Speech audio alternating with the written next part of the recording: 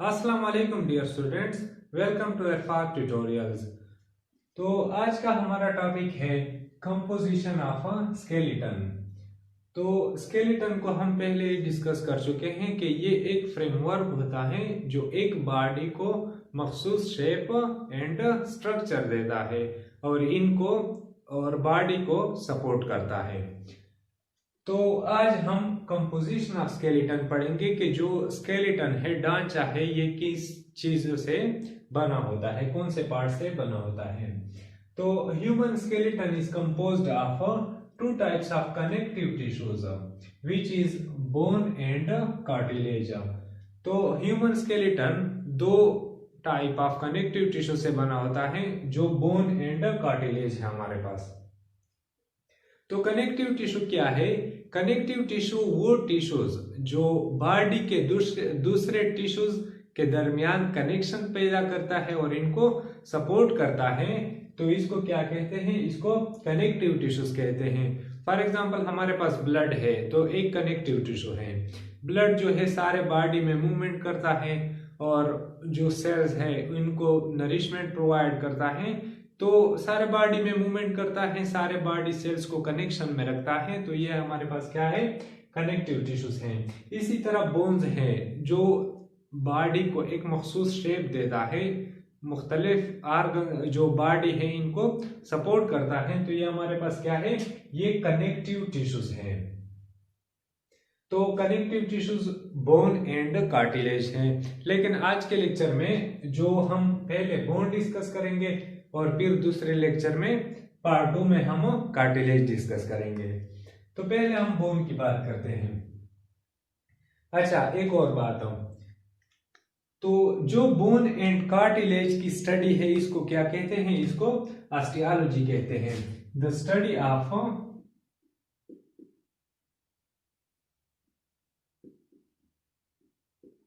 Bone and cartilage, इसको क्या कहते हैं? इसको ऑस्टियोलॉजी कहते हैं।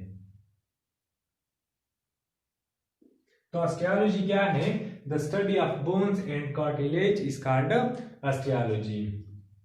तो अब हम बोन की तरफ आते हैं कि बोन क्या है। It is the hardest and most rigid form of connective tissue.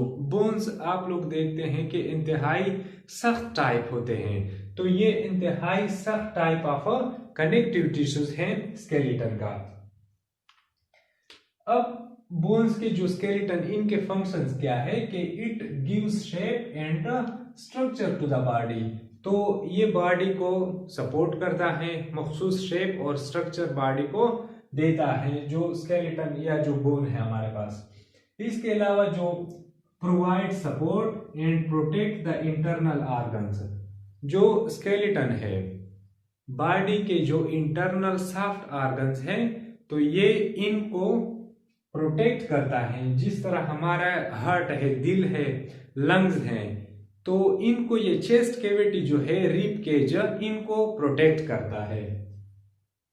इसके अलावा जो स्केलेटन की वजह से मूवमेंट है, तो जो मसल्स हैं ये क्या करते हैं? ये बोन्स को पुल करते हैं। जो कंट्रेक्शन और रिलैक्सेशन होता है, तो इनकी वजह से जो बॉडी है वो मूवमेंट कर सकती है और ये मूवमेंट जो है स्केलेटन और मसल्स की मदद से होता है। तो ये तो जनरल कुछ फंक्शंस थे बोन के। अब जो हम स्ट्रक्चर ऑफ बोन इसको डिस्कस करते हैं कि एक बोन जो है वो कौन कौन से पार्ट से बना होता है। तो पहला जो बोन है, एक तो इनका आउटर कवर है जो ऊपर की लेयर होती है, और इनके फिर जो इंटरनल टिश्यूज होते हैं। अब जो बोन है, इनकी ऊपर एक सफेद लेयर होती है जिनको कंपैक्ट बोन कहते हैं। तो कंपैक्ट बोन क्या है कि it is the hard white outer layer. जो आउटर लेयर है सफेद कलर की, तो इसको क्या कहते हैं? इसको कंपैक्ट बोन कहते हैं। तो ये कंपैक्ट बोन है। अब इसके अलावा जो बोन का मैट्रिक्स है, तो मैट्रिक्स जो है एनिमल सेल्स में, इनमें स्पेशलाइज्ड स्ट्रक्चर्स होते हैं। तो जो बोन मैट्रिक्स हैं ये किस चीज से बना होता है? कोलेजन फाइबर से बना होता है। तो बोन की जो कंपोजिशन है उसमें क्या है? कोलेजन फाइबर्स है। कोलेजन फाइबर एक प्रोटीन है और इसके साथ साथ कैल्शियम फास्फेट भी होता है, मिनरल्स ये हैं। तो ये कोलेजन फाइबर और कैल्शियम फास्फेट जो है ये बोन को स्ट्रेंथ प्रोवाइड करता है। ये बोन जो सख्त होता है ये इस कोलेजन फाइबर और कैल्शियम फास्फेट की वजह से सख्त होता है। इसके अलावा जो मैट्रिक्स हैं इनमें खाली स्पेसेस होते हैं। ये इस तरह के कुछ स्पेसेस होते हैं मैट्रिक्स में। ये फॉर एग्जांपल ये मैट्रिक्स है, हमारे पास बोन मैट्रिक्स है, तो इनमें इस तरह के स्पेसेस होते हैं। अब इन स्पेसेस के दरमियान सेल्स होते हैं और इन सेल्स को क्या कहते हैं? इनको ऑस्टियोसाइट्स कहते हैं। इनको ऑस्टियोसाइट्स कहते हैं और इन स्पेसेस को क्या कहते हैं? इनको लेकोनी कहते हैं। इसके अलावा जो ब्लड वेसल्स है, मैट्रिक्स हैं, इनमें ब्लड वेसल्स भी होते हैं और नर्व फाइबर्स भी होते हैं। तो ये ब्लड वेसल्स और नर्व फाइबर्स क्या कहते हैं? ये ऑस्टियोसाइट्स को जिंदा रखते हैं। तो बोन हमारे पास किस चीज से बना है? एक तो ऊपर लेयर कंपैक्ट बोन है और दूसरा जो मैट्रिक्स है हमारे पास, इनमें कोलेजन फाइबर, कैल्शियम फास्फेट होता है। इसके अलावा जो बोन सेल्स है ऑस्टियोसाइट्स, ब्लड वेसल्स हैं एंड नर्व फाइबर्स हैं। तो जो ऊपर की लेयर है कंपैक्ट बोन, इसके नीचे एक स्पॉन्ज लाइक सब्सटेंस मौजूद होता है जिनको क्या कहते हैं? जिनको स्पॉन्जी बोन कहते हैं। तो जो स्पॉन्जी बोन है इनके अंदर जो स्पेसेस हैं यहाँ पर क्या मौजूद होता है? यहाँ पर बोन मैरोज मौजूद होते हैं। तो बोन मैरो का जो फंक्शन है कि यहाँ पर मुख्तलिफ टाइप ऑफ जो ब्लड सेल्स है वो बनते हैं। फॉर एग्जांपल जो हमारे पास रेड ब्लड सेल्स हैं, व्हाइट ब्लड सेल्स हैं और प्लेटलेट्स हैं, तो ये जो बोन मैरोज है बोन्स में, इसमें ये सेल्स जो है बनते हैं। तो बोन की, तो हमने ऑस्टियोसाइट्स की बात कर ली।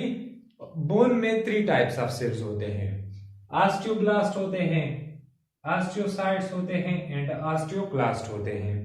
तो जो ऑस्टियोब्लास्ट हैं ये बोन फार्मिंग सेल हैं।